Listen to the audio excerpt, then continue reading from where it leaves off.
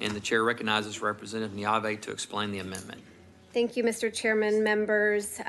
Throughout the discussion today, we heard questions and were asking whether any data had been consulted, whether we've looked at studies regarding the impact of these types of provisions that could potentially disproportionately impact Latinos and our African American community, and they had not. So we also heard from the Texas NAACP, we heard from the Mexican American Legal Defense and Education Fund, from the Delta Sigma Theta Sorority Incorporated, who gave us some of the historical context in their fight throughout the years, and their advocacy.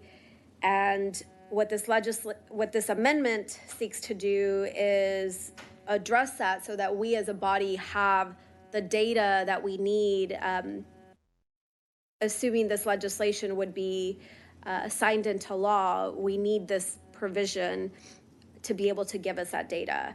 So what the amendment does is it would require the Secretary of State to conduct a study to evaluate the impact of the provisions of this act creating criminal offenses or increasing criminal penalties, including an impact analysis of those provisions on different racial and ethnic groups.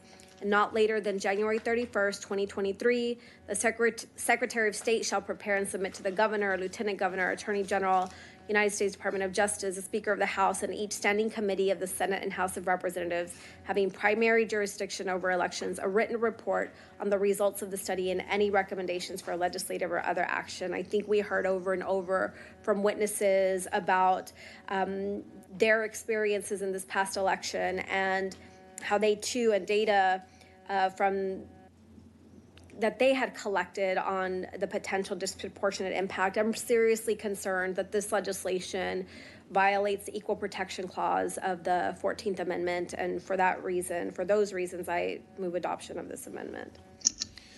Members, are there any questions for Representative Neave?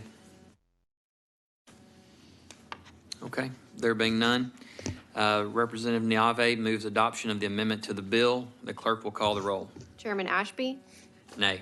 Vice Chair Thompson? Yes. Busey? Yes. Clardy? Nay. Guerin? No. Jeton? Johnson? Yes. Glick? Nay. Landgraf? Nay. Lozano? Nay. Longoria? Moody? Neave? Aye. Shaheen? Nay. White? Yes.